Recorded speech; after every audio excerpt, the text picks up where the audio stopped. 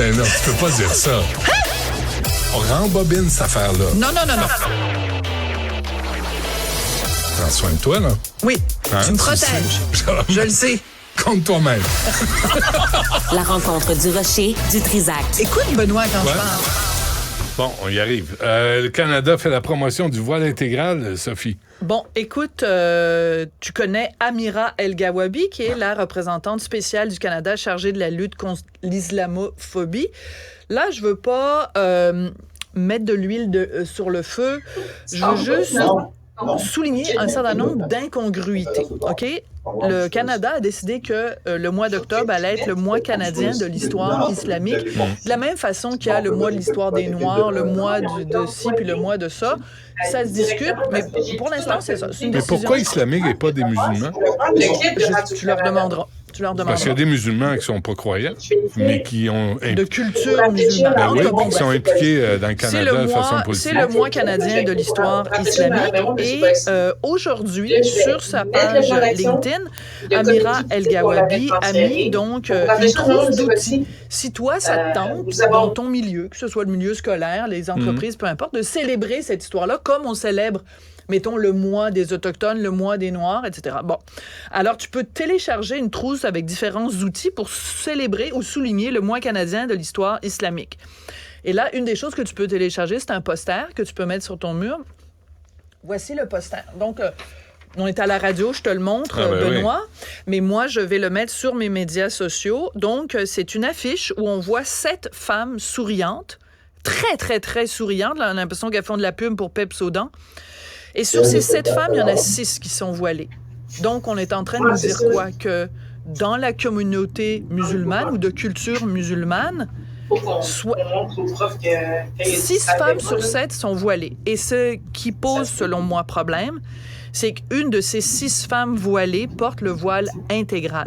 Ce que ça veut dire, les amis, c'est que le fameux sourire Pepsodent, on le voit pas, parce qu'il est caché. On ne voit que ses yeux et encore une partie de ses yeux. Je trouve quand même assez singulier, pour rester poli, que le jour où le prix Nobel de la paix est remis à Narges Mohammadi, qui est emprisonnée dans une prison absolument répugnante en Iran, parce qu'elle se bat pour les droits des femmes, que cette journée-là, c'est la journée que Mme Amira El-Gawabi a choisie pour nous montrer un document officiel du Canada. C'est marqué canada.ca, là. Il y a le drapeau du Canada, le sigle du gouvernement du Canada, où on fait la promotion, la banalisation, la valorisation, pas seulement du voile islamique, mais du voile intégral, qui est quand même une coche au-dessus. Et je voudrais juste répondre à Amira El-Gawabi, une citation de la très courageuse Narges Mohammadi. Elle a dit, quand on lui a appris qu'elle avait le prix Nobel de la paix, elle dit « Même si je dois passer le reste de ma vie en prison, aux côtés de toutes les mères courageuses d'Iran, je continuerai à me battre contre les incessantes discriminations, tyrannies et oppressions sexistes par ce gouvernement religieux, répressif, jusqu'à la libération des femmes. » Fin de la citation. Est-ce que Mme Amira El-Gawabi, aujourd'hui, pourrait, s'il vous plaît, sur son site, LinkedIn, Facebook, Twitter, TikTok, bling, bling, blang, blang, boum, boum, s'il vous plaît, ayez la décence, au moins aujourd'hui, pour contrecarrer cette prosélytisme du gouvernement canadien, ayez, s'il vous plaît, la décence de féliciter Mme Mohammadi, Narges Mohammadi, qui vient de remporter le prix Nobel de la paix. S'il vous plaît, je vous demande ça aujourd'hui.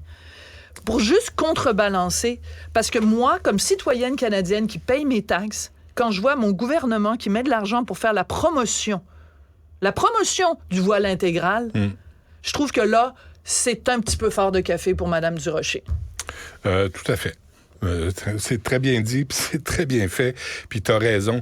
Puis c'est inacceptable, surtout en ce jour, d'avoir ce genre de publicité-là. Je sais pas c'est quoi le but, c'est quoi la mission de Mme El-Gawabi, mais elle l'a réussi très bien, parce que c'est de toute évidence faire la promotion de l'oppression religieuse envers les femmes.